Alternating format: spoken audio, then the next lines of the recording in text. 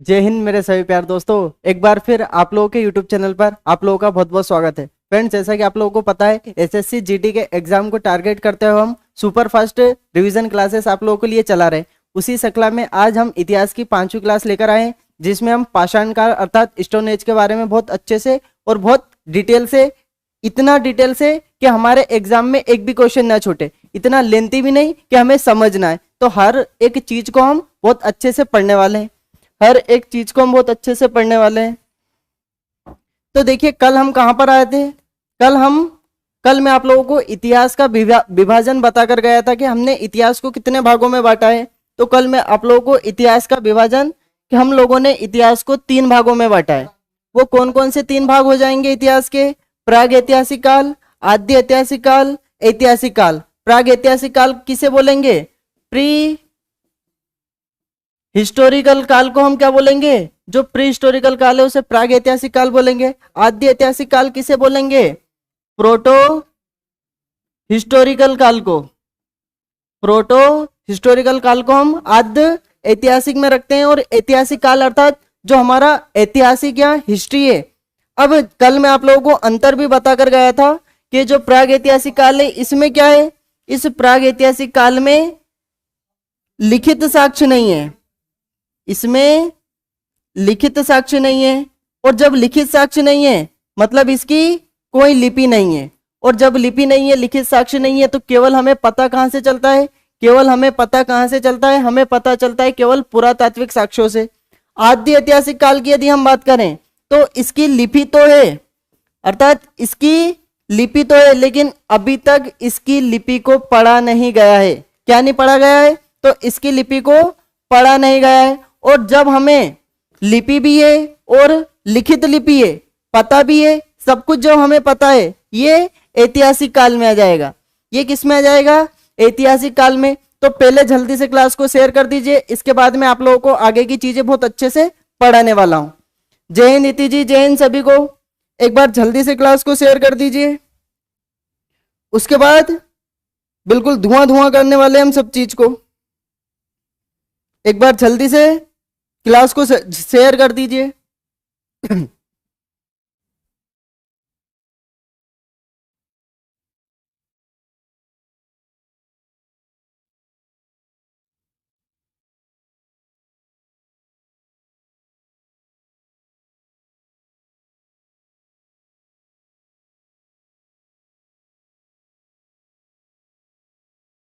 ठीक है, तो आइए अब देखते हैं हम आगे की जितनी भी चीजें हैं, सारी की सारी चीजों को हम समझने की कोशिश करते हैं। शिवानी जी हमारे साथ जुड़ चुकी है। जय श्री महाकाल, जय श्री महाकाल, बहुत बढ़िया। तो एक बार जल्दी से जल्दी क्लास को शेयर कर दीजिए सभी के सभी। ठीक है, तो आइए अब जानते हैं हम आगे का इतिहास। तो देखिए, हम लोगों ने प्राग ऐतिहासिक काल, आद्य ऐतिहासिक काल और ऐतिहासिक काल के बारे में सारी चीजें हम समझ चुके थे। इसके बाद यदि हम बात करते हैं ऐतिहासिक काल, जैसा कि मैं आप लोगों को बता चुका हूं, ऐतिहासिक काल किसे कहते हैं? तो ऐतिहासिक काल वहां काल जिसके बारे में कोई लिखित साक्ष्य उपलब्ध नहीं है, सीधा सीधा हमारे एग्जाम का क्वेश्चन पूछा गया है कई बार। इसके बाद हम आगे देखते हैं। देखिए, जो प्राग ऐतिहासिक काल है इसे हम लोगों ने 3 भागों में बांटा है। प्राग ऐतिहासिक काल को हम लोगों ने 3 भागों में बांटा है। पुरा पाषाण काल, मध्य पाषाण काल, नव पाषाण काल। ये जो पुरा पाषाण काल का समय 25 लाख ईसा पूर्व से लगभग ये आ जाएगा 9000 ईसा पूर्व तक। 25 लाख ईसा पूर्व से 9000 ईसा पूर्व तक। और मध्य पाषाण काल का ये जो समय 9000 ईसा पूर्व से 4000 ईसा पूर्व तक, 4000 ईसा पूर्व तक। और नव पाषाण काल का ये जो समय कहीं ना कहीं 4000 से इधर का जो समय, तो यदि हम इसकी बात करें तो पुरा पाषाण काल को पेरोलिथिक एज बोला जाता है। जो इंग्लिश वाले हैं वो भी नाम सुन लीजिए, क्योंकि कई बार इंग्लिश में भी नाम पूछ लिए जाते हैं। पुरा पाषाण काल को पेरोलिथिक एज बोला जाता है या पेरोलिथिक स्टोन एज बोला जाता है। मध्य पाषाण काल को मेसोलिथ एज बोला जाता है। और नव पाषाण काल को नियोलिथिक एज बोला जाता है, नियोलिथिक एज बोला जाता है। नमस्ते नमस्ते मोनिका यादव जी, नमस्ते। जल्दी से जल्दी एक बार क्लास को शेयर करिए और बहुत अच्छी अच्छी चीज आज आप हम लोग पढ़ने वाले हैं। तो यदि हम बात करें पुरा पाषाण काल की, यदि हम बात करें पुरा पाषाण काल की, तो पुरा पाषाण काल के बारे में सुनिए अब सारी की सारी बातें। देखिए वो चीजें जो सीधे सीधे एग्जाम में पूछी जाती है, सीधे सीधे हम लोगों के आंखों के सामने। यदि हम पुरा पाषाण काल की बात करें तो इस पुरा पाषाण काल को क्या कहा जाता है? शिकार एवं खाद्य संग्रह युग। पहला क्वेश्चन निकालना कि निम्नलिखित में से किस काल को शिकार एवं खाद्य संग्रह युग कहा जाता है? तो पूर्व पुरा पाषाण काल को कहा जाता है। ये 25 लाख ईसा पूर्व से, ये 25 लाख ईसा पूर्व से 9000 ईसा पूर्व के बीच का समय। अब इसमें और जो हमारे लिए जानने की बातें सुनिए। आरंभिक काल में मानव पत्थर का प्रयोग करता था, बिल्कुल सही बात है, पत्थर का प्रयोग करता था, तभी तो इस काल को हम लोगों ने क्या नाम दिया? पाषाण काल नाम दिया। इसलिए पुरातत्वविदों ने इसे पाषाण काल नाम दिया। पाषाण काल को ही क्या बोला जाता है? स्टोन एज बोला जाता है। क्या बोला जाता है? स्टोन एज बोला जाता है। यह शब्द प्राचीन और पाषाण पत्थर से बना है। यह शब्द प्राचीन और पाषाण पत्थर से बना है।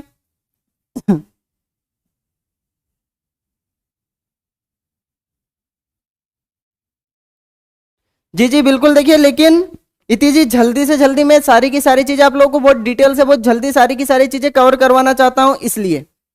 इसके बाद देखिए हम, यदि हम पाषाण काल की बात करें तो इस पाषाण काल की विशेषताओं में कुछ विशेषताएं सुनिए।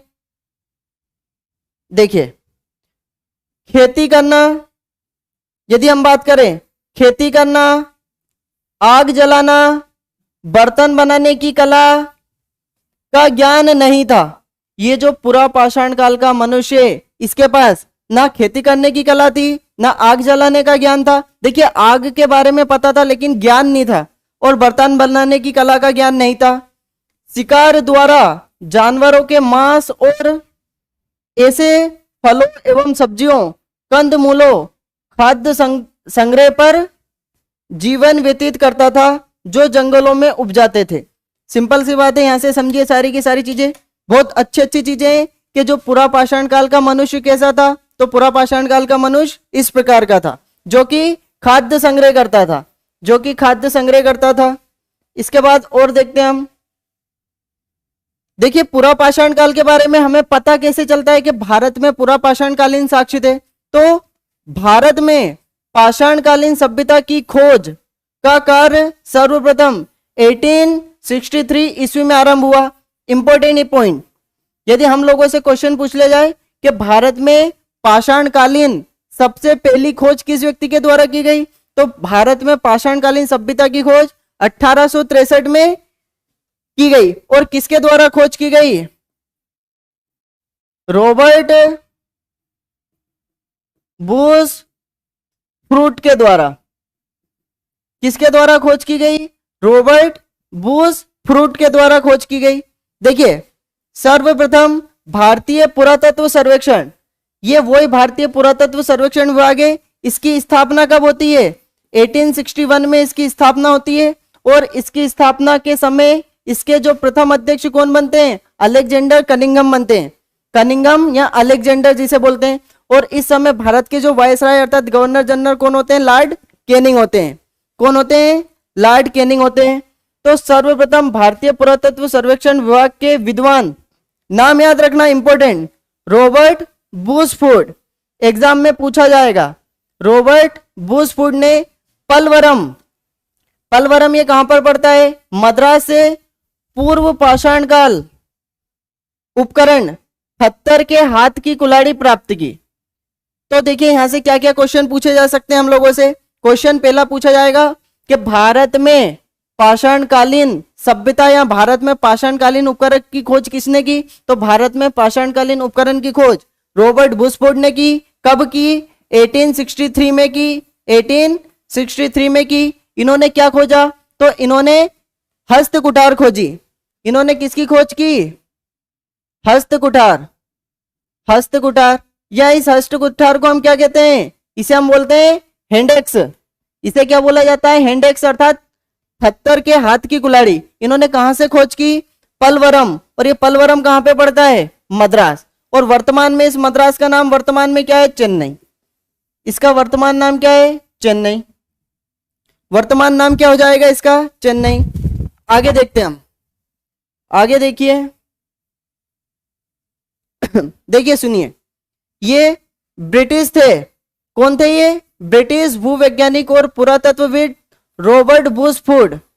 रॉबर्ट बुशफोर्ड ने भारतीय संस्थान जियोलॉजिकल सर्वे ऑफ इंडिया, याद रखना ये क्वेश्चन पूछा जाएगा, भारतीय संस्थान जियोलॉजिकल सर्वे ऑफ इंडिया के लिए भारत में इतिहास पूर्व स्थानों का भूविज्ञान संबंधी सर्वेक्षण किया, जिन्हें भारत के इतिहास पूर्व अध्ययन, भारत के इतिहास पूर्व अध्ययन का संस्थापक माना जाता है। मोस्ट इंपोर्टेंट पॉइंट याद कर लेना, इंपोर्टेंट में याद रख लेना, क्वेश्चन पूछा जाएगा। क्या क्वेश्चन पूछा जाएगा कि भारत के इतिहास पूर्व अध्ययन का संस्थापक किसे माना गया है? तो रॉबर्ट बुशफोर्ड को माना गया है। क्यों माना गया है? क्योंकि सबसे पहले इन्होंने ही भारत में पुरापाषाणकालीन चीज अर्थात हैंड एक्स या हस्त कुठार की खोज पलवरम मद्रास से की थी। किसके द्वारा करवाई थी इन्होंने? भारतीय संस्थान जियोलॉजिकल सर्वे ऑफ इंडिया के द्वारा। आगे देखते हैं हम, आगे देखिए। देखिए जो पुरापाषाण काल है, ये जो पेरोलिथिक एज है या ये जो पुरापाषाण काल है, तो पुरापाषाण काल युग को मानवीय व जलवायु परिवर्तन, मानवीय व जलवायु परिवर्तन के आधार पर 3 वर्गों में बांटा गया है। याद रखना, सीधा सीधा मैं कल आप लोगों को सारी चीजें बता गया था कि पुरापाषाण काल को भी 3 भागों में बांटा गया है। कौन कौन से 3 भाग?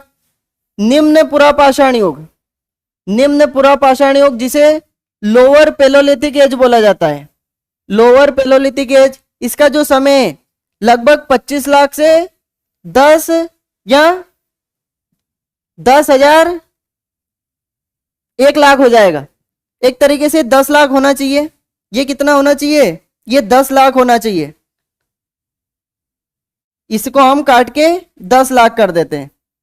10 लाख ईसा पूर्व, इसे 10 लाख ईसा पूर्व कर देते हैं हम।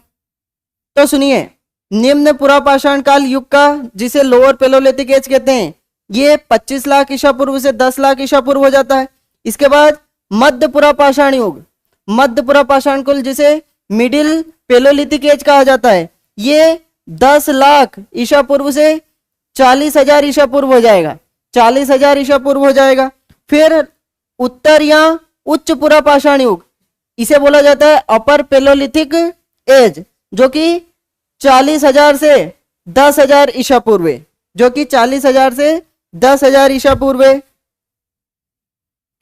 तो हम लोग अभी तक क्या सीख चुके हैं? हम लोगों ने प्राग ऐतिहासिक काल को 3 भागों में बांटा था। प्राग ऐतिहासिक काल, आद्य ऐतिहासिक काल, ऐतिहासिक काल। प्राग ऐतिहासिक काल को हम लोगों ने 3 भागों में बांटा था, पुरापाषाण काल, मध्य पाषाण काल, नवपाषाण काल। जो पुरापाषाण काल है उसे फिर हम लोगों ने 3 भागों में बांटा, निम्न पुरापाषाण काल, मध्य पुरापाषाण काल, उच्च पुरापाषाण काल, उच्च पुरापाषाण काल। अब एक एक करके सबकी चीजें हम जानते हैं, एक एक करके सबकी विशेषताएं जानते हैं अब हम। अब देखिए सुनिए, ये जो निम्न पुरापाषाण युग है, इस निम्न पुरापाषाण युग या इसे फलक संस्कृति कहा जाता है, इसे फलक संस्कृति कहा जाता है। इसका जो समय 25 लाख ईसा पूर्व से 10 लाख ईसा पूर्व का हो जाएगा। 25 लाख ईसा पूर्व से 10 लाख ईसा पूर्व का हो जाएगा। देखिए, अधिकांश हिमयुग आरंभिक पाषाण काल युग में ही व्यतीत हुआ माना जाता है। तो सिंपल सी बात है, ये जो मैं आप लोगों को हिमयुग के बारे में बताया था, वो अधिकतर हिमयुग किसके समय में ही बीत गया? तो इस निम्न पुरापाषाण काल के समय में ही निकल गया था। प्राचीन पुरापाषाण युग लगभग 20 लाख, कहीं की जगह 20 लाख मिलता है और कहीं की जगह 25 लाख मिलता है, तो दोनों बिल्कुल गलत नहीं है, दोनों सही है। 20 लाख साल पहले अफ्रीका में शुरू हुआ, लेकिन भारत में यहाँ 6 लाख वर्ष से अधिक प्राचीन नहीं है। तो एक चीज यहां से समझिए, ये जो निम्न पुरापाषाण काल है, दुनिया के अकॉर्डिंग इसका समय 25 लाख ईसा पूर्व से, लेकिन भारत के संदर्भ में यदि हम बात करें तो ये 6 लाख से ज्यादा पुराना नहीं है। तो भारत के संदर्भ में 6 लाख से ज्यादा पुराना नहीं है। जसवीर जी हमारे साथ जुड़ चुके हैं, जय हिंद जय हिंद। एक बार जल्दी से क्लास को सभी शेयर कर दीजिए, बहुत अच्छी अच्छी चीजें मैं आज आप लोगों को पढ़ा के जाने वाला हूं। देखिए इसका प्रमाण कुल्हाड़ी या हस्त कुठार, विदर्णी, किलीवर, खंडक का उपयोग। निम्न क्वेश्चन पूछा जाएगा, निम्नलिखित में से कौन से निम्न पुरापाषाणकालीन युगीन औजार है? तो इसमें कुल्हाड़ी का नाम आप लोगों को याद रखना है, इसमें आप लोगों को विदर्णी या किलीवर का नाम याद रखना है, और गंडास अर्थात खंडक का 3 प्रमुख औजार थे इस समय के, इनके नाम याद रखना है। इस समय के 3 प्रमुख औजार थे। आगे देखते हैं हम। और देखिए देखिए रेमंड डार्ट, याद रखना ये नाम पूछा जाएगा। रेमंड डार्ट ने 1924 में 1924 ईस्वी में दक्षिण अफ्रीका, कहां की बात है? दक्षिण अफ्रीका के वेजुआना लैंड की टांग घाटी, ये नाम आप लोगों ने सुने भी होंगे लेकिन हमारे लिए इंपॉर्टेंट एग्जाम में पूछ लिए जाते हैं, से ऑस्ट्रेलोपिथेकस अफ्रीकेंस अर्थात दक्षिण अफ्रीकी कपी मानव की खोज की। इसका काल 10 लाख ईसा पूर्व निर्धारित किया गया है। तो देखिए जो मैं आप लोगों को मानव का इतिहास पढ़ाया था उसमें मैंने आप लोगों को होमोनिड्स बताए थे, और उस होमोनिड्स के बाद में जो अगले मानव है जिनका नाम है ऑस्ट्रेलोपिथेकस। तो ये ऑस्ट्रेलोपिथेकस मानव किस युग की बात है? ये निम्न पुरापाषाण काल युग में ही आ चुके थे, और इनकी खोज ऑस्ट्रेलोपिथेकस की खोज 1924 में किसने की है? रेमंड डार्ट ने की है। कहां से की है? वेजुआना लैंड की, दक्षिण अफ्रीका के वेजुआना लैंड की टांग घाटी से। कहां से की है? टांग घाटी से। और जब इन्होंने देखा तो ये कितने साल पुराने हैं? 10 लाख ईसा पूर्व। 10 लाख ईसा पूर्व। तभी तो हम लोगों ने समय का निर्धारण करा, बिल्कुल बिल्कुल प्रेम से बोलो राधे राधे, बिल्कुल बिल्कुल सभी प्रेम से बोलो राधे राधे। अगला देखिए, इसके बाद इस निम्न पाषाण काल में और कौन कौन आते हैं? तो एशिया की बात करें तो एशिया में जावा द्वीप या हम इंडोनेशिया से 1891 ईस्वी में डॉक्टर यूजिन डुवाई ने 9 लाख ईसा पूर्व जावा कपी मानव की खोज की एवं इसे पितृकेंथ्रोपरस इरेक्टस नाम दिया। इसी क्रम में 1927 ईस्वी में चीन काओ तीन से बोहरीन ने पिकिंग मानव के 10 लाख ईसा पूर्व जीवाश्म प्राप्त करें। तो ये क्वेश्चन देखिए सारे के सारे, यदि हम लोगों से क्वेश्चन पूछ ले जाए कि जो जावा मानव है, कौन सा मानव है? जावा मानव, इसकी खोज यूजिन डुवान ने की, इंडोनेशिया से की, 1891 में की। इसके अलावा यदि बात करें पिकिंग मानव, तो इस पिकिंग मानव की खोज 1927 में चीन के काओ तीन ने की, और चीन के कहां से की? बोहरीन से की। कहां से की? बोहरीन से की। आगे देखिए और क्या क्या होता है इस निम्न पुरापाषाण काल में? तो निम्न पुरापाषाण काल में और आगे देखते हैं हम क्या होता है। मानव का 4 पैरों से उठकर 2 पैरों पर खड़ा होना महत्वपूर्ण था। मतलब ये जो हम इंसान हैं इस निम्न पुरापाषाण काल में पहले हम 4 पैरों पे चलते थे, फिर हम 2 पैरों पे चलना प्रारंभ हो चुके हैं। तो देखिए होमोनिड से ऑस्ट्रेलोपिथेकस, उसके बाद धीरे धीरे मानव आगे बढ़ता जा रहा है। जिसने मानव ने स्वयं को अन्य जीवों की श्रेणी से पृथक कर लिया, अब वहां पेड़ों से उतरकर जमीन पर चलने लगा। अब मानव पेड़ों से उतरकर जमीन पर चलने लगा। आगे देखिए, यहां से ये क्वेश्चन निकालिए, एग्जाम में सीधा सीधा क्वेश्चन ये पूछा गया है एज इट इज। देखिए 4 पैरों वाला मानव, क्वेश्चन पूछा जाएगा कि 4 पैरों वाला मानव कौन है? तो 4 पैरों पे चलने वाला मानव का नाम क्या है? रामापिथिकस। मोस्ट इंपोर्टेंट, 4 पैरों पे चलने वाले मानव को रामापिथिकस, जबकि 2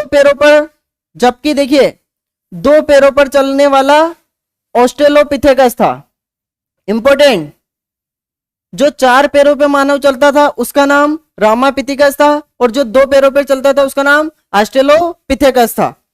ऑस्ट्रेलोपिथेकस को मानव विकास में महत्वपूर्ण घटना मानी जाती है, महत्वपूर्ण घटना मानी जाती है। इसके बाद देखते हैं हम आगे, आगे देखते हैं,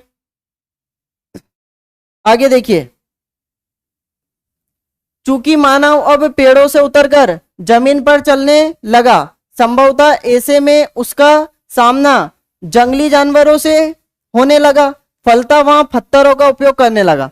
देखिए, इसी बीच में जब ये मानव पेड़ों पे रहता था, तो अब पेड़ों से जब 2 पैरों पे चलने लगा तो वो बाहर आया, और जब बाहर आया तो अब उसे किससे खतरा होने लगा? जानवरों से खतरा होने लगा। और जब इसे जानवरों से खतरा होने लगा तो ये पत्थर का उपयोग अपने बचाव के लिए करने लगा। पत्थरों के हथियार के आधार पर पूरा पाषाणकालीन संस्कृतियां, तो नाम सुन लीजिए। पूर्व चेलियन संस्कृति, पूर्व चेलियन संस्कृति, चेलियन संस्कृति, अबाबेली, एश्यूरी संस्कृति और सोहन संस्कृति। ये सारी की सारी संस्कृतियां किस समय की है? तो ये सारी की सारी संस्कृतियां पाषाण काल के समय की है, और उसमें भी पूरा पाषाण काल की संस्कृतियां हैं। ये सभी की सभी पाषाण काल की संस्कृतियां हैं, पाषाण काल की संस्कृतियां हैं। आगे देखिए, आगे देखते हैं हम, आगे देखते हैं। अब मानव हाथ से इस्तेमाल करने वाले, ये देखिए, कुल्हाड़ियों, गड़ासों और चाकुओं का उपयोग करने लगा। भारत में प्राप्त हुई प्रस्तर कुल्हाड़ियां पश्चिम एशिया, यूरोप, अफ्रीका से प्राप्त कुल्हाड़ियों के जैसी है। मतलब जिस प्रकार भारत में जो कुल्हाड़ियां मिली है वो किसकी तरह है? वो पश्चिम एशिया, यूरोप और अफ्रीका में जो कुल्हाड़ियां मिली है उसकी तरह है। देखिए, पत्थर के औजार का इस्तेमाल मुख्यतः काटने, खुदाई और चमड़ा निकालने के लिए किया जाता था।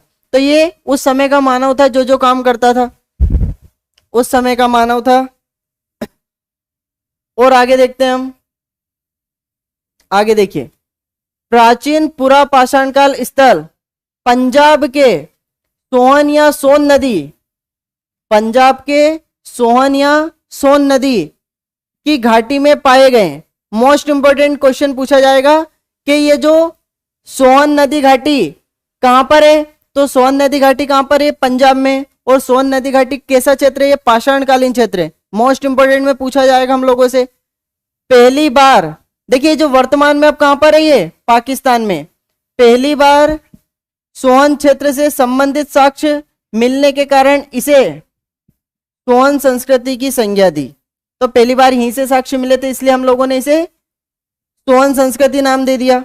इसके बाद बात करते हैं उत्तर प्रदेश में बेलन और राजस्थान के डिडवाना के रेगिस्तानी क्षेत्र में लोअर पुरा पाषाण काल के औजार प्राप्त हुए। इस पीपीटी से क्वेश्चन निकालना। इस पीपीटी से क्या क्या क्वेश्चन पूछे गए? इस पीपीटी से कई क्वेश्चन पूछे गए। यदि हम लोगों से पंजाब का नाम पूछ ले तो पंजाब की कौन सी घाटी आ जाएगी? पंजाब की आ जाएगी सोहन घाटी, पंजाब की सोहन घाटी। इसके अलावा यदि हम बात करें उत्तर प्रदेश, उत्तर प्रदेश की यदि हम बात करें तो उत्तर प्रदेश का कौन सा क्षेत्र आ जाएगा? बेलन घाटी, बेलन घाटी। इसके अलावा यदि हम बात करें राजस्थान, तो राजस्थान का कौन सा क्षेत्र आ जाएगा? डिडवाना, डिडवाना। तो ये चाहे सोहन घाटी क्षेत्र हो, चाहे बेलन घाटी क्षेत्र हो, चाहे डिडवाना क्षेत्र हो, ये सभी के सभी पुरा पाषाण काल में किससे संबंधित है? निम्न पुरा पाषाण काल से, निम्न पुरा पाषाण काल से। रोयल जी हमारे साथ जुड़ चुके हैं। Good evening, good evening. तो एक बार आप लोग तुरंत पहले क्लास को शेयर कर दीजिए, और अभी तक आप लोगों ने क्लास को शेयर नहीं करा तो पहले क्लास को शेयर करिए, क्योंकि बहुत अच्छी अच्छी चीजें मैं आप लोगों को पढ़ा रहा हूं। एक बार जल्दी से पहले क्लास को शेयर कर दीजिए। इसके बाद अलावा देखिए फ्रेंड्स, अभी तक जिसने चैनल को सब्सक्राइब नहीं करा वो चैनल भी सब्सक्राइब कर ले। बिल्कुल बिल्कुल। अब आगे देखते हैं हम, और देखते हैं हम और कौन कौन से क्षेत्र है जो निम्न पाषाण काल से संबंधित है। आंध्र प्रदेश में नागार्जुन कोंडा, ये जो नागार्जुन कोंडा एक महत्वपूर्ण स्थल है। भोपाल के पास भीमबेटका की गुफाएं, ये देखिए स्टार पॉइंट लगाइए, कई बार क्वेश्चन पूछा जाता है। और चट्टानी आशय भी लोअर पुरापाषाण काल युग की विशेषताएं दर्शाते हैं। अनेक स्तर, कश्मीर, थार के मरुस्थल या डिडवाना की हम बात करें, क्षेत्र भी है। तो सिंपल सिंपल सी बातें, लोअर पुरापाषाणकालीन स्थल कौन कौन से हैं, निम्न पुरापाषाणकालीन स्थल कौन कौन से हैं, उसमें आंध्र प्रदेश में नागार्जुन कोंडा भी आ जाएगा। इसके अलावा ये जो भीमबेटका की गुफाएं जो कि मध्य प्रदेश के रायसेन जिले में मिलती है, ये भी पुरापाषाणकालीन या लोअर पुरापाषाणकालीन युग में आ जाएंगे, ये भी लोअर पुरापाषाणकालीन युग में आ जाएंगे। अब हम बात करते हैं आगे, देखिए अब हम बात करते हैं मध्य पुरापाषाणकालीन युग, मिडिल पेलोलिथिक एज की अब बात करते हैं। या इसे बोला जाता है सल्क संस्कृति। सल्क संस्कृति, इसका समय बात करें हम तो ये 10 लाख ईसा पूर्व से 40,000 ईसा पूर्व इसका क्या है समय। अब हम बात करते हैं मध्य पुरापाषाणकालीन संस्कृति का प्रमुख प्रतिनिधि निएंडरथल मानव। इसमें प्रमुख कौन आ जाएंगे, निएंडरथल मानव। तथा संस्कृति को मास्टेरियन संस्कृति कहा जाता है। मास्टेरियन संस्कृति के साक्ष्य पश्चिम जर्मनी, स्विट्जरलैंड, हंगरी, इटली तथा पश्चिमी एशिया से मिलते हैं। अब देखिए यहां से क्या क्या हमारे क्वेश्चन बनेंगे। सर आज क्लास कितने बजे से स्टार्ट हुआ, तो कल भी मैंने आप लोगों को टाइम बताया था 7:30 से 5 मिनट ऊपर नीचे हो सकती है क्लास, 7:30 से 7:40 तक हो सकती है, लेकिन क्लास तो रहेगी ना। तो आप लोग टाइम का सभी विशेष ध्यान रखिए। तो देखिए सुनिए, ये जो निएंडरथल मानव है, निम्न पुरापाषाण काल में मैं आप लोगों को होमोनिड्स बता चुका हूं, ऑस्ट्रोपिथेलोकस बता चुका हूं, इसके अलावा पैंथ्रोनिड्स मानव बता चुका हूं। अब ये मध्य पुरापाषाण काल में कौन सा मानव आता है, निएंडरथल मानव आता है। और इस निएंडरथल मानव और इस संस्कृति को क्या कहा जाता है, मास्टेरियन संस्कृति। अर्थात ये जो मध्य पुरापाषाण काल, इसमें सल्क संस्कृतियां, मास्टेरियन संस्कृति भी आती है। आगे देखते हैं हम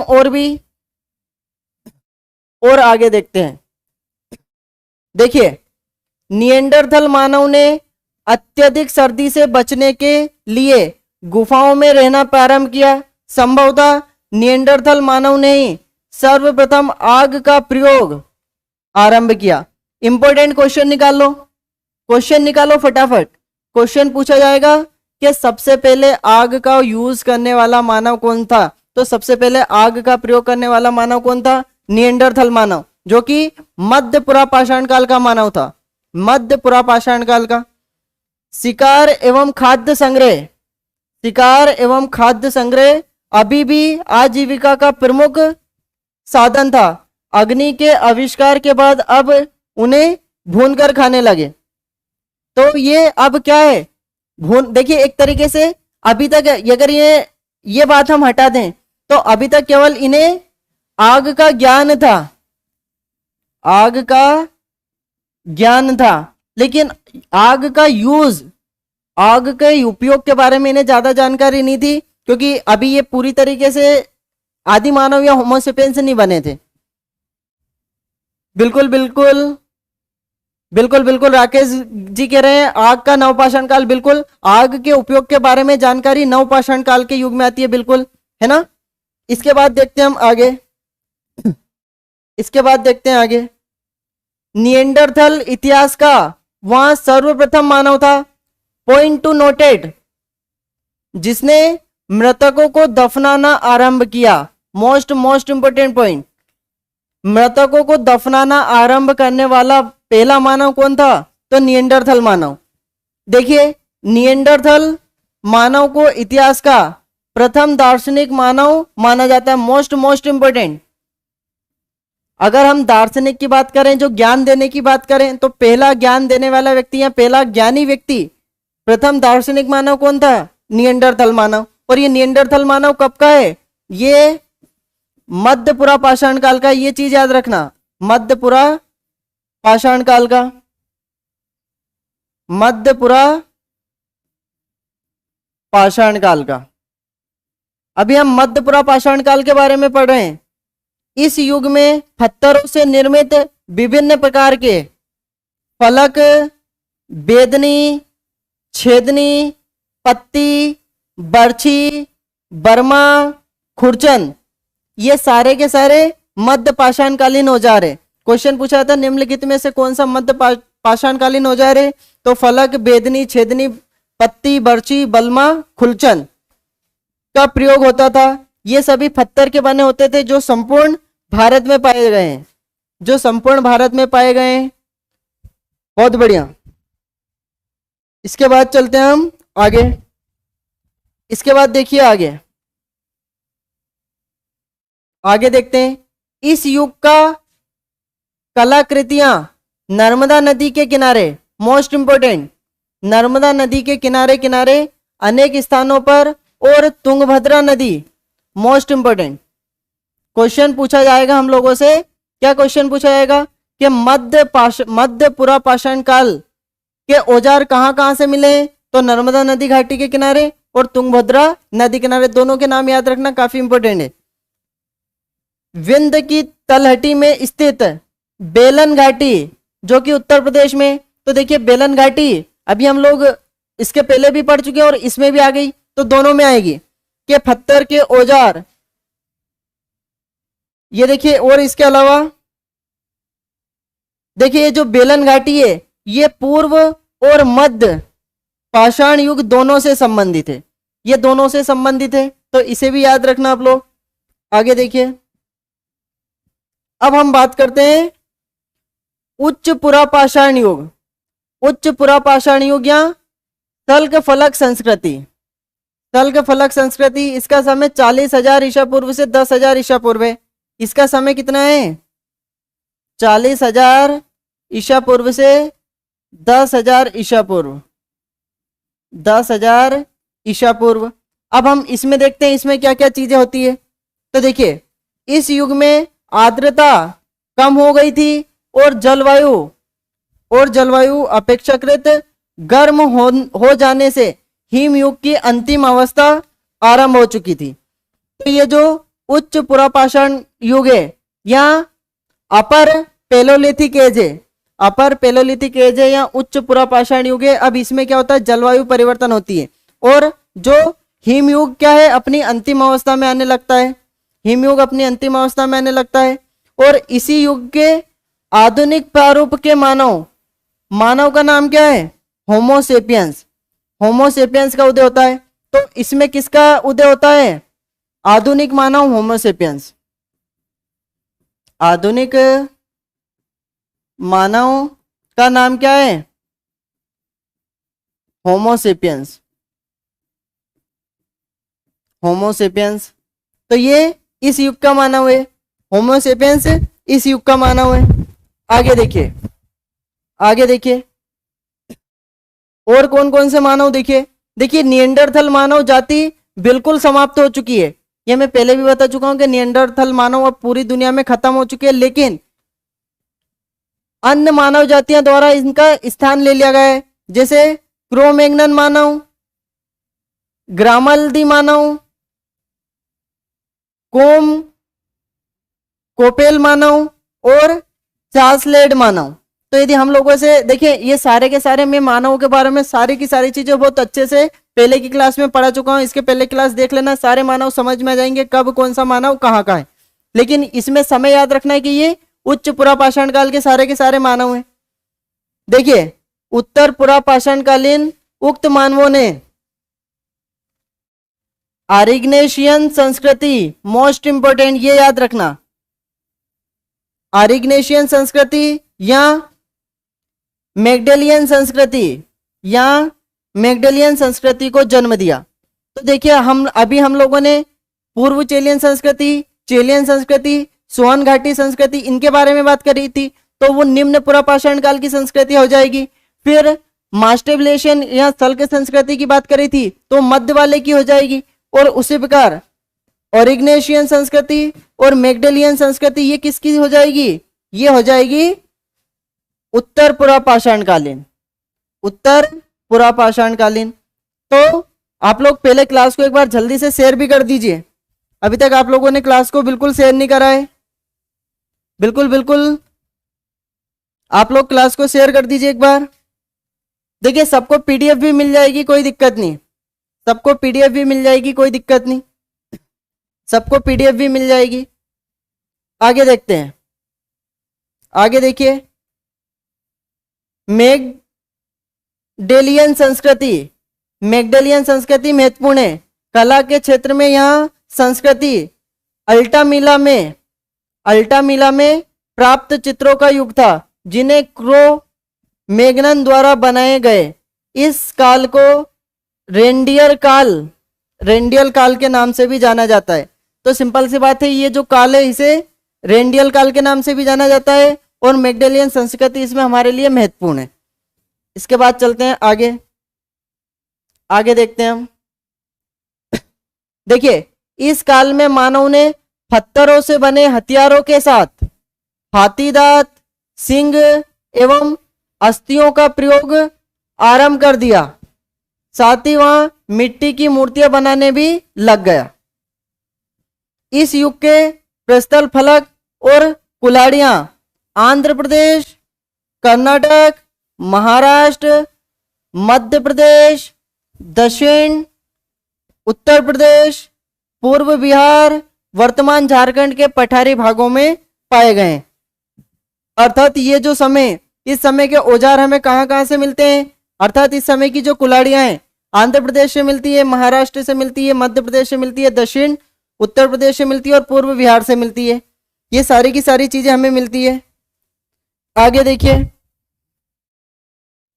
आगे देखिए, देखिए मानवों द्वारा गुफाएं और चट्टानी आश्रयों का इस्तेमाल अपर पुरापाषाण काल युग भोपाल से 45 किलोमीटर दक्षिण में भीमबेटका में खोजा गया।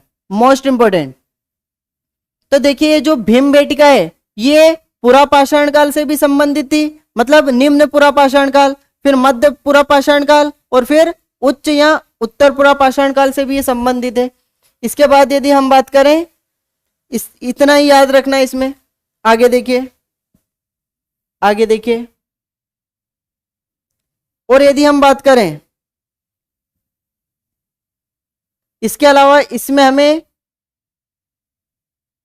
गुजरात से भी हमें साक्ष्य मिलते हैं, गुजरात से भी हमें साक्ष्य मिलते हैं, गुजरात से भी हमें साक्ष्य मिलते हैं। इसमें कुछ ज्यादा हमारे काम का नहीं है। देखिए ये देखिए, ये चीजें देखिए आप लोग, ये जो पुरापाषाण काल के औजार, ये जो पुरापाषाण कालीन औजार कुछ इस प्रकार दिखाई देते हैं।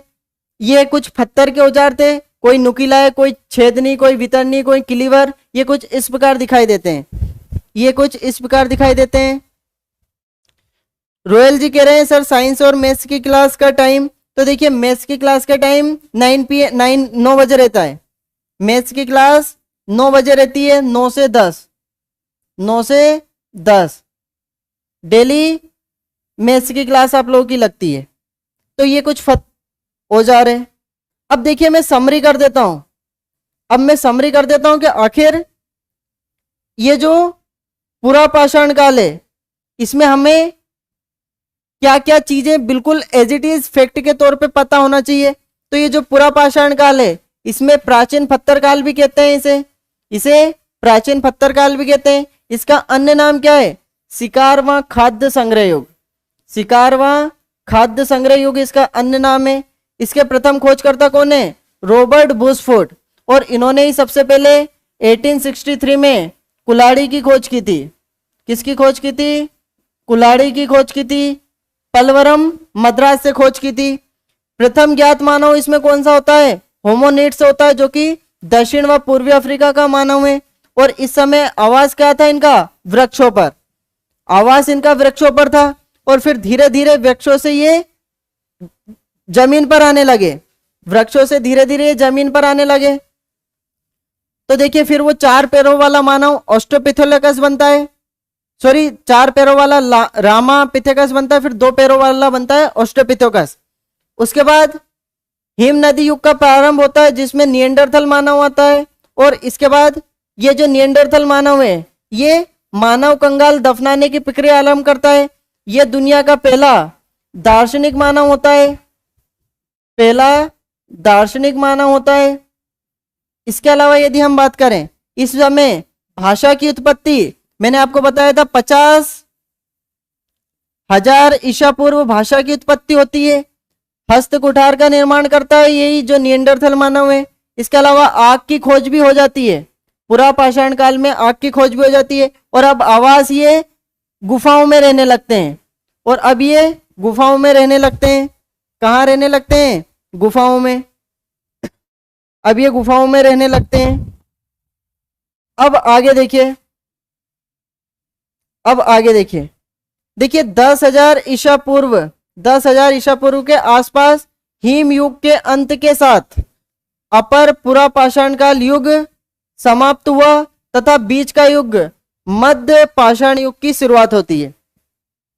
अब सिंपल सी बात है, अपर पुरा पाषाण काल या उत्तर पुरा पाषाण काल युग लगभग समाप्त हो चुका है और अगला जो मध्य पाषाण युग आता है। लेकिन इसके पहले हम प्रमुख ये देख लेते हैं कौन कौन से प्रमुख स्थल है। अब हम प्रमुख स्थल देख लेते हैं, जो पुरा पाषाण कालीन प्रमुख स्थल है, जो हमारे एग्जाम के लिए बहुत ज्यादा जरूरी है। यदि हम पूरा पाषाण कालीन स्थलों की बात करें तो सबसे पहला पहलगाम, ये जो पहलगाम है जो कि कश्मीर में मिलेगा।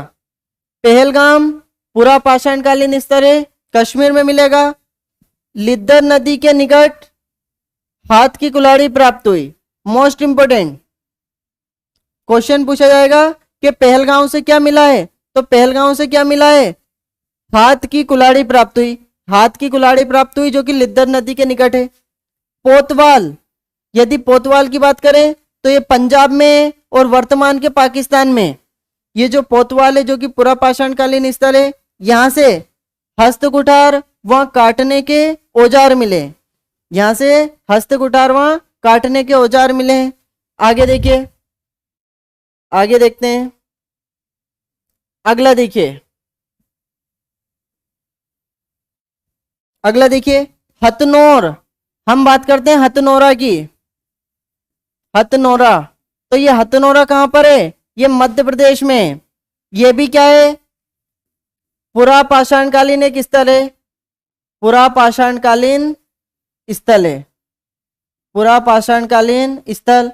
और ये नर्मदा नदी के निकट है, नर्मदा नदी के निकट है। मानव खोपड़ी का प्रथम प्रमाण, मोस्ट इंपोर्टेंट, याद रखो इस पॉइंट को, मोस्ट इंपोर्टेंट, कि मानव खोपड़ी का प्रथम साक्ष्य कहां से मिलता है?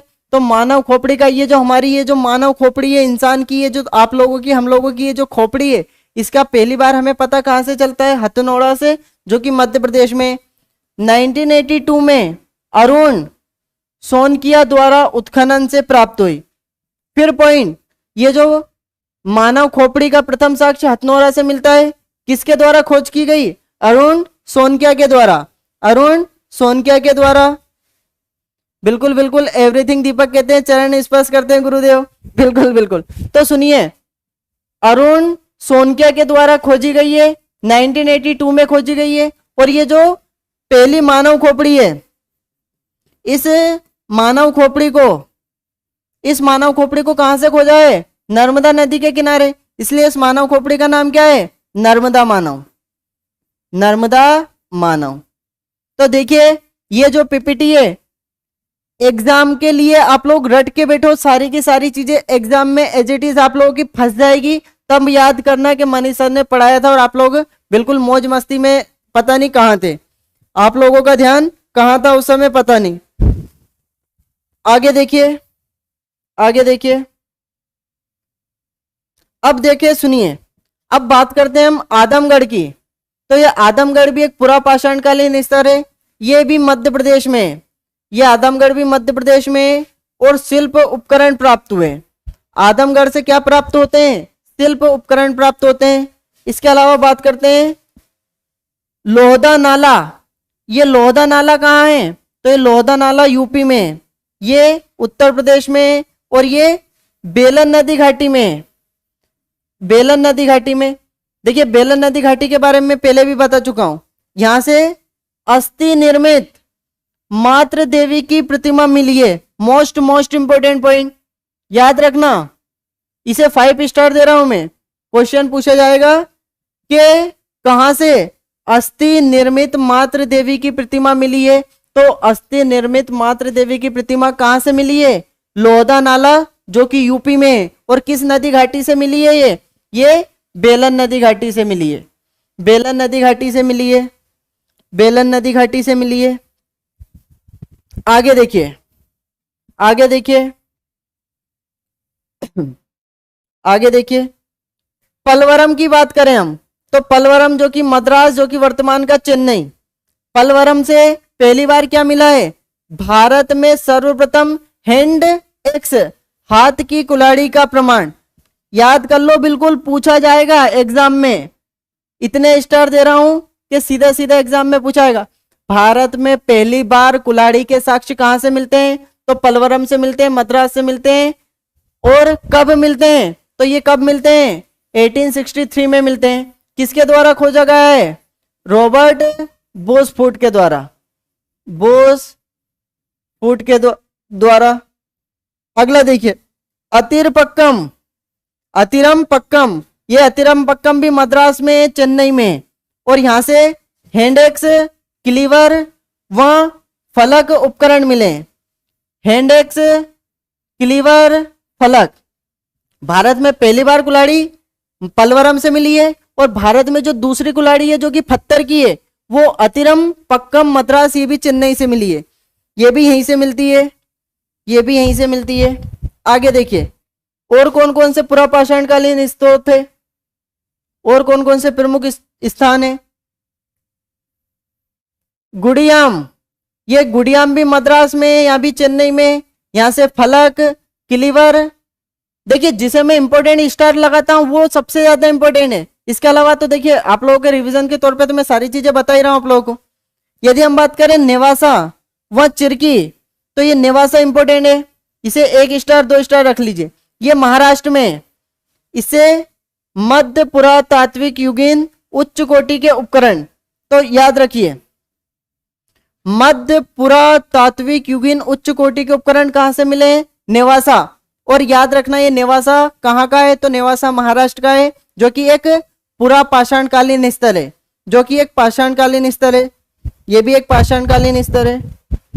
अब देखिए, हमारा पाषाणकालीन पूरी तरीके से खत्म हो गया। अब हम किसकी बात करते हैं? अब हम बात करते हैं मध्य पाषाण काल। अब हम बात करते हैं मध्य पाषाण काल। इसे शिकार एवं पशुपालन युग कहते हैं। जो पुरापाषाण काल है उसे शिकार एवं खाद्य संग्रह युग कहा जाता है। और जबकि मध्य पाषाण काल, या इसे हम क्या बोलेंगे? Mesolithic as. मेसोलिथिक एज को हम क्या बोलेंगे? शिकार एवं पशुपालन, क्योंकि पहली बार व्यक्ति ने इसी में पशुपालन की प्रारंभ करा था। पहली बार इसी में व्यक्ति ने पशुपालन का प्रारंभ करा था। बहुत बढ़िया। तो आइए जानते हैं पुरापाषाण काल। देखिए, समय 9000 ईसा पूर्व से 4000 ईसा पूर्व का समय। पुरापाषाण काल युग के पश्चात मध्य पाषाण काल युग आता है। बिल्कुल लिख दिया मैंने सब कुछ, आप लोगों को पीपीटी में सब कुछ लिख दिया है। इसे उत्तरीय प्रस्तर का काल, इसे उत्तरीय प्रस्तर का काल, उत्तर पाषाण युग या मेसोलिथिक एज भी कहते हैं। क्वेश्चन पूछा जाएगा कि निम्नलिखित में से किसे मेसोलिथिक एज कहते हैं? तो किसे कहते हैं? मेसोलिथिक एज मध्य पाषाण काल को कहते हैं। यहां काल नव पाषाण काल से पहले का मध्य पाषाण काल में तापमान में वृद्धि हुई, हिमवर्ती क्षेत्रों में बर्फ पिघलने लगा तथा समुद्र का स्तर बढ़ा। सिंपल सी बात है, सुनिए। इस पीपीटी में 2 से 3 क्वेश्चन हमारे लिए पूछे जाएंगे। क्या क्या क्वेश्चन पूछे जाएंगे? मेसोलिथिक एज, मध्य पाषाण काल। मध्य पाषाण काल को शिकार एवं पशुपालन युग भी कहते हैं। इसके अलावा ये पुरापाषाण काल के बाद का युग है और नवपाषाण काल के पहले का युग है, मतलब ये बीच का है, इसलिए हमने मध्य नाम रखा है। इसलिए हम लोगों ने मध्य नाम रखा है। इसके अलावा इसमें क्या होता है? इसमें जलवायु परिवर्तन होता है, जलवायु का परिवर्तन होता है। परमल जी हमारे साथ जुड़ चुके हैं। जय श्री राम, सभी को राम राम। गुरु जी राम राम, राधे राधे। आप लोग क्लास को शेयर कर दीजिए, एक बार आप क्लास को शेयर कर दीजिए सभी। आगे देखिए, आगे देखिए, आगे देखिए, जलवायु में परिवर्तन के साथ साथ अब इसमें जलवायु परिवर्तन होने लगता है। अभी तक मानव, देखिए होमोसेपियंस इंसान बन चुका है, जो उच्च पुरा पाषाण काल या उत्तर पाषाण काल में होमोसेपियंस हम आधुनिक मानव बन चुके हैं। अब हम मध्य पाषाण काल की बात कर रहे हैं। के साथ साथ वनस्पति व जीव जंतुओं में भी परिवर्तन हुए, विशाल क्षेत्रों में जंगलों का अस्तित्व सामने आया, मानव के लिए नए क्षेत्रों की आगे बढ़ना संभव हुआ। कुछ भी नहीं, केवल याद रखना इसमें किसका परिवर्तन होता है, जलवायु परिवर्तन। एक पॉइंट याद रखना केवल कि मध्य पाषाण काल में जलवायु परिवर्तन होता है, जलवायु परिवर्तन होता है। देखिए, ये देखिए, ये जो मध्य पाषाण काल है या जो मेसोलिथिक युग है, इसे मध्य पत्थर काल भी कहा जाता है। प्राचीन पत्थर काल उसे कहा जाता है और मध्य पत्थर काल मध्य पाषाण काल को कहा जाता है। इसी का अन्य नाम शिकार व पशुपालन युग है, इसी का अन्य नाम शिकार व पशुपालन युग है। और इसके जो प्रथम खोजकर्ता है, इसके प्रथम खोजकर्ता जॉन इवांस है। मोस्ट इंपोर्टेंट याद रख लेना, जॉन इवांस। निम्नलिखित, देखिए रॉबर्ट बुशफूड उसके खोजकर्ता थे और जॉन इवांस मध्य पाषाण काल के खोजकर्ता है, मध्य पाषाण काल के खोजकर्ता है। बहुत बढ़िया। आगे देखिए, आगे देखिए, सुनिए, मध्य पाषाण काल में पत्थर के बहुत छोटे औजार, याद रखना इसमें छोटे औजार होते थे। प्रमुख औजार में तीर, बर्छे, भाले एवं चाकू, फलक, खुरचन आदि थे। तिकोने, आयताकार, चंद्राकार, त्रिभुजाकार होते थे। देखिए, जो हम लोगों ने पुरा पाषाण काल में औजार देखे, वो औजार पत्थरों के बड़े बड़े औजार थे। उस समय इंसान बड़े बड़े पत्थरों के औजार का यूज करता था। लेकिन मध्य पाषाण काल की यदि हम बात करें तो इसमें औजार कैसे हो गए, अब छोटे छोटे हो गए। कैसे हो गए, छोटे छोटे। और इन छोटे छोटे औजारों को क्या बोला जाता है, माइक्रोलिथ। क्या बोला जाता है, माइक्रोलिथ। माइक्रोलिथ। मध्य पाषाण कालीन मानव पक्षी व मछली पकड़कर शहद जमा करना, जंगली कंदमूल का संग्रह, उसी से अपना पेट भरता था।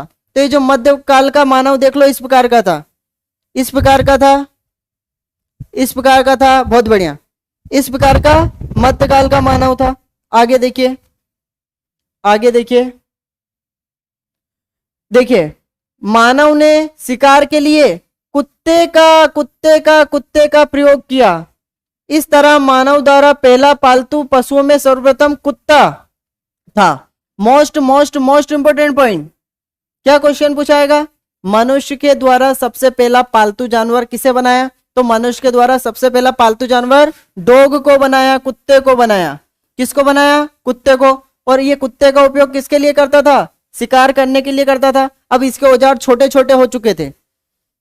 मध्य पाषाण काल को नौवासा चरण, याद रखना नौवासा चरण की संज्ञा दी गई, क्योंकि इस काल के उच्च कोटि के औजार नौवासा महाराष्ट्र नामक स्तर से मिले। तो देखिए, ये जो नौवासा है ये पुरा पाषाण काल से संबंधित है। इसके अलावा ये जो नौवासा है मुख्य रूप से मध्य पाषाण काल से संबंधित है। ये मुख्य रूप से किससे संबंधित है, मध्य पाषाण काल से। और यहां से उच्च कोटि के औजार मिले हैं, उच्च कोटि के मध्य पाषाण कालीन औजार मिले। और ये कहां पर पड़ेगा, महाराष्ट्र में। ये कहां पे पड़ेगा, महाराष्ट्र में पड़ेगा, महाराष्ट्र में।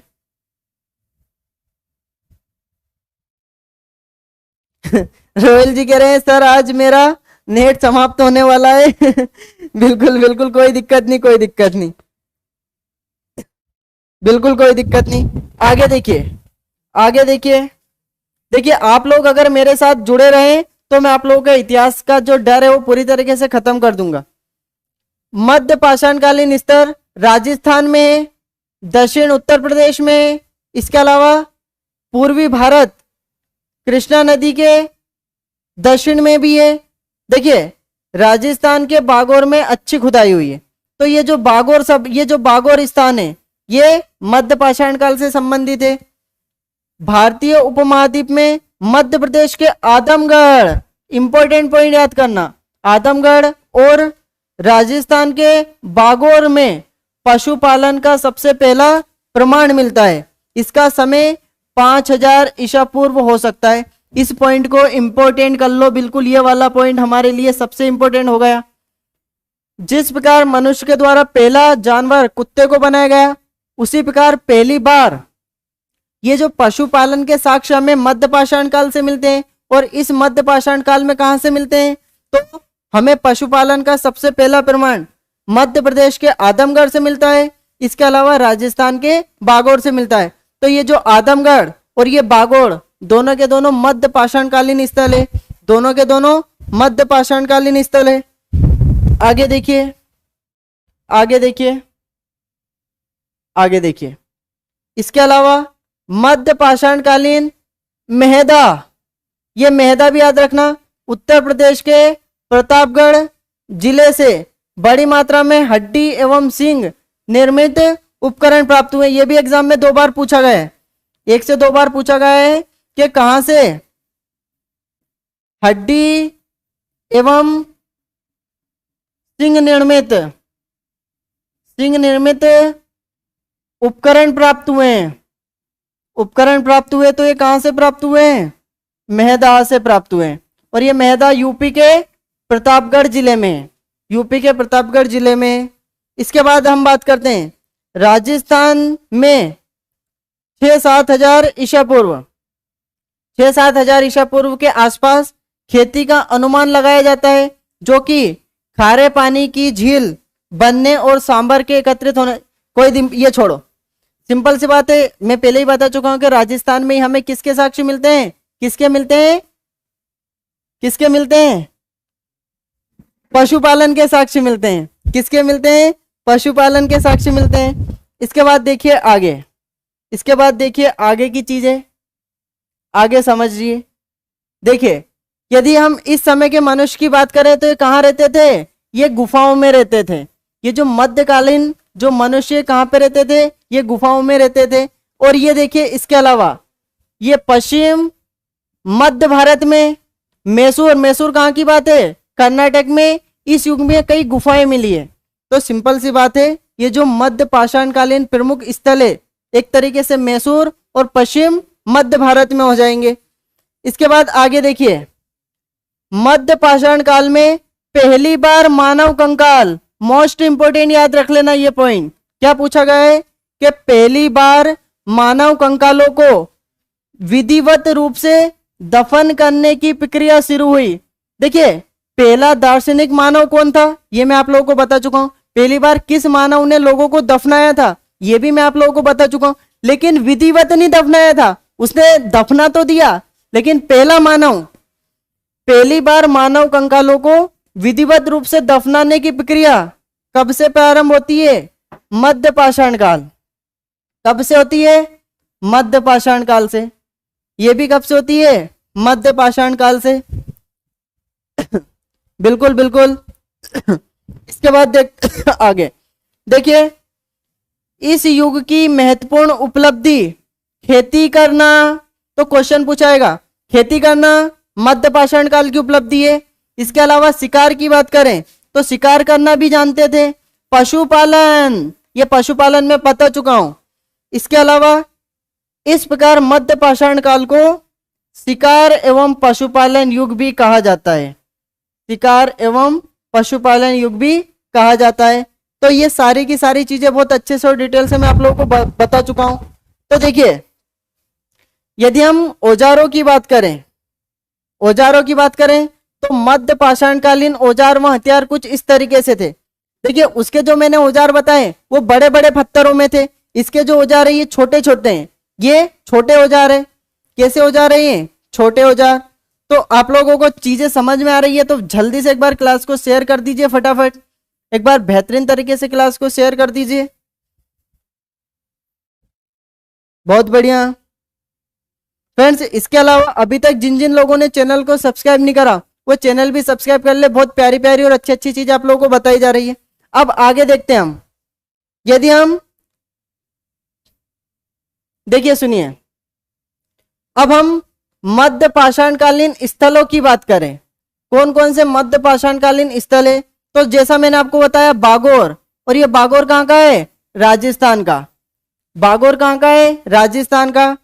भीलवाड़ा जिले में कोठरी नदी के तट पर स्थित भारत का सबसे बड़ा मध्य पाषाणकालीन आवास स्थल, जिसका उत्खनन BN मिश्र द्वारा कराया गया। इंपॉर्टेंट में याद रख लेना, मोस्ट इंपॉर्टेंट। क्या क्वेश्चन है, पहला क्वेश्चन सुनना, भारत में पशुपालन का साक्ष्य कहां से मिलता है, तो भारत में हम पशुपालन के साक्ष्य की बात करते हैं तो ये बागोर से मिलता है। इसके अलावा दूसरा क्वेश्चन, ये बागोर कहाँ है, राजस्थान में। राजस्थान में कहां पर है, भीलवाड़ा जिला। ये जो भीलवाड़ा जिला है इसमें कौन सी, कोठरी नदी के पास में, कोठरी नदी के पास में। अगला क्वेश्चन, भारत का सबसे बड़ा मध्य पाषाणकालीन आवास स्थल, तो भारत का सबसे बड़ा मध्य पाषाणकालीन स्थल भी कौन सा हो जाएगा, बागोर हो जाएगा, बागोर हो जाएगा। और इस बागोर का जो उत्खनन काम किसने करा है, BN मिश्र, BN मिश्र के द्वारा। तो ये देखिए कितनी सारी चीजें हमारे एग्जाम के लिए काम की है, कितनी सारी चीजें हमारे एग्जाम के काम की है।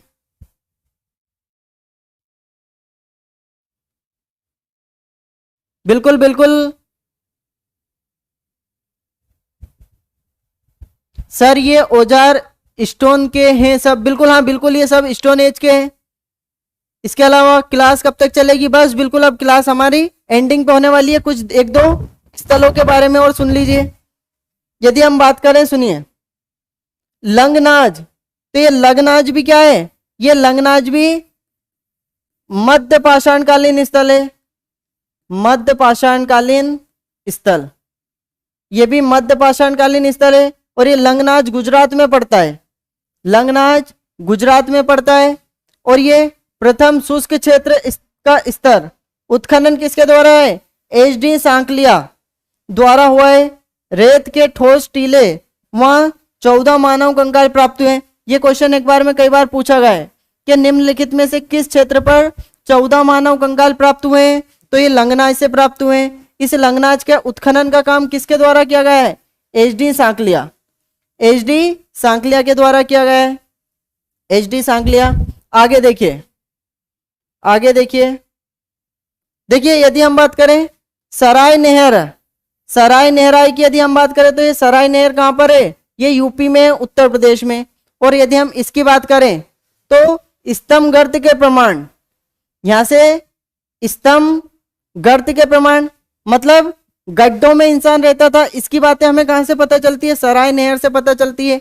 इसके अलावा मृतक संस्कार की विधि के अंतर्गत समाधि स्थल में शवों का सिर पश्चिम व पैर पूर्व की ओर होती थी। याद रखना, ये क्वेश्चन पूछा जाता है कि ये जो शवों का सिर किधर रखा गया है, इसमें पश्चिम की तरफ रखा गया है, और ये पैर किधर थे, पूर्व की तरफ, पूर्व की तरफ। अगला, हत्या का प्रथम साक्ष्य कंकाल के सिर में पत्थर घुसा मिला। ये देखिए दुनिया की पहली हत्या तो ये सोचिए, दुनिया की पहली हत्या यदि हम बात करें दुनिया की पहली हत्या की बात करें तो ये दुनिया की पहली हत्या का साक्ष्य सराय नहराई से मिलता है। तो ये यहाँ पे क्या मिली है, एक मानव के सिर का कंकाल मिला है, और उस कंकाल के जो सिर है उस सिर में क्या मिला है, एक पत्थर का छेद मिला है। तो इससे ये पता लगता है कि यहाँ पे जरूर किसी व्यक्ति ने उसको एक पत्थर मारा होगा और उससे उसकी मौत हो गई होगी। तो यहाँ से देखिए स्तंभ गर्त के प्रमाण मिलते हैं, इसके अलावा शवों को विधिवत रखने के साक्ष्य मिलते हैं, हत्या का प्रथम साक्ष्य मिलता है, और ये कैसे कि कंकाल में एक पत्थर मार दिया, कंकाल में पत्थर मार दिया, ये भी बड़ी अच्छी चीज है। इसके बाद देखते हैं और आगे, अब हम देखते हैं मदा। अब हम देखते हैं मदा से क्या मिला है। ये जो मदा है तो ये उत्तर प्रदेश में है, ये मदा यूपी में है। कहां पे, यूपी में। तो प्रतापगढ़ जिले में स्थित हड्डी व सींग के उपकरण आभूषण मिले। तो क्वेश्चन पूछा जाएगा हड्डी व सींग के उपकरण व आभूषण कहां से मिले हैं, तो हड्डी और सींग के उपकरण भी बनाए गए हैं और आभूषण भी बनाए गए, हो सकता है छल्ले बनाए हो, रिंग बनाए हो, कान की बालियां बनाई हो, तो ये भी हड्डी के उस समय इंसान आभूषण पहनते थे जो कि मध्य यूपी से मिले। स्त्री पुरुष एक साथ दफनाने का साक्ष्य, ये देखिए क्वेश्चन पूछा जाएगा कहां से स्त्री और पुरुष को एक साथ दफनाए जाने के साक्ष्य मिले हैं, मेहदा, और ये मेहदा यूपी में पड़ता है, प्रतापगढ़ जिले में, तो ये भी मध्य पाषाणकालीन स्थल हो गया, मध्य पाषाणकालीन स्थल, मध्य पाषाणकालीन स्थल। आगे देखिए और देखिए, यदि हम बात करें बीरभानपुर, किसकी बात करें, बीरभानपुर जो कि पश्चिम बंगाल में है, तो बीबी लाल द्वारा उत्खनन, बीबी लाल द्वारा उत्खनन किया गया है। इसके अलावा आवासीय बस्ती व पत्थर के औजार की निर्माण स्थली के रूप में पहचान हुई। यदि हम लोगों से क्वेश्चन पूछ लिया जाएगा कि ये जो बीरभानपुर है पश्चिम बंगाल में और इसका बीबी लाल के द्वारा उत्खनन किया गया है, और इसके अलावा ये भी मध्य पाषाणकालीन स्थल है, ये भी मध्य पाषाणकालीन स्थल है। बिल्कुल बिल्कुल। आगे देखिए, अगला देखिए, फटाफट हम देख लेते हैं। आगे देखिए, आदमगढ़ की बात करें तो मैं आप लोगों को बता चुका हूं आदमगढ़ कहाँ है, ये मध्य प्रदेश में, आदमगढ़ मध्य प्रदेश। तो एक स्थल ये होशंगाबाद जिले में, मध्य प्रदेश के होशंगाबाद जिले में स्थित है। यहां से सेला से समूह पत्थर के औजार प्राप्त हुए, पशुपालन का प्रथम साक्ष्य प्राप्त हुआ है। तो ये भी मैं आप लोगों को लिए इंपॉर्टेंट पहले ही बता चुका हूं कि मध्य प्रदेश में पशुपालन के साक्ष्य आदमगढ़ मध्य प्रदेश से मिले जो कि होशंगाबाद जिले से। इसके अलावा पंचमढ़ी की हम बात करें तो पंचमढ़ी भी मध्य प्रदेश में पड़ेगी, ये भी मध्य प्रदेश से। दो प्रसिद्ध शैलाशय जम्बू द्वीप व डोरोबिनी द्वीप मिले, तो यहाँ दो प्रसिद्ध शैलाशय, एक का नाम है जम्बू द्वीप और दूसरे का नाम है डोरोबी द्वीप। तो इसके बाद और देखते हैं जो प्रमुख रह गए, लगभग ये आखिरी है, जलाहल्ली। यदि हम जलाहल्ली की बात करें तो ये कर्नाटक में मिलेगा, जलाहल्ली कहां पर मिलेगा, कर्नाटक में मिलेगा। और रोमन लिपि के डी अक्षर के आकार के तिरछे फलक का प्रमाण मिला है। याद रखना, इंपॉर्टेंट में कर लेना, ये भी कई बार पूछ लिया जाएगा कि रोमन लिपि के डी अक्षर के आकार के तिरछे फलक का प्रमाण कहां से मिला है, तो ये जलाहल्ली से मिला है जो कि कर्नाटक में। टेरी की हम बात करें तो टेरी ये कहां पड़ेगा, तमिलनाडु में पड़ेगा, ये तमिलनाडु में पड़ेगा। और पत्थर उद्योग का कच्चा माल प्राप्त हुआ है, तो क्वेश्चन पूछा जाएगा कि पत्थर उद्योग का कच्चा माल कहां से मिला है, टेरी से मिला है, तमिलनाडु से मिला है, टेरी से मिला है या तमिलनाडु से। इसके बाद एक लाइन और देख लेते हैं हम, ये लास्ट लाइन हमारी, देखिए भारत में इस युग का आरंभ 8000 ईसा पूर्व से माना जाता है। लगभग 4000 ईसा पूर्व के आसपास उच्च पुरा पाषाण काल युग का अंत हो गया और जलवायु उष्ण और शुष्क हो गई। सिंपल सी बात है, भारत में इसका समय 8000 ईसा पूर्व से माना गया है, 8000 ईसा पूर्व से माना गया है। तो देखिए आज हम लोग, अब हमारा नव पाषाण काल या अन्न उत्पादक युग रह गया है, इसे हम अगली क्लास में, कल की क्लास में कंप्लीट करेंगे। तो उम्मीद करता हूँ चीजें आप लोग को अच्छे से समझ में आई होगी। आप लोग ज्यादा से ज्यादा क्लास को शेयर करें, चैनल को सब्सक्राइब करें। मिलते हैं कल फिर अच्छे वीडियोस में। जय हिंद, जय भारत।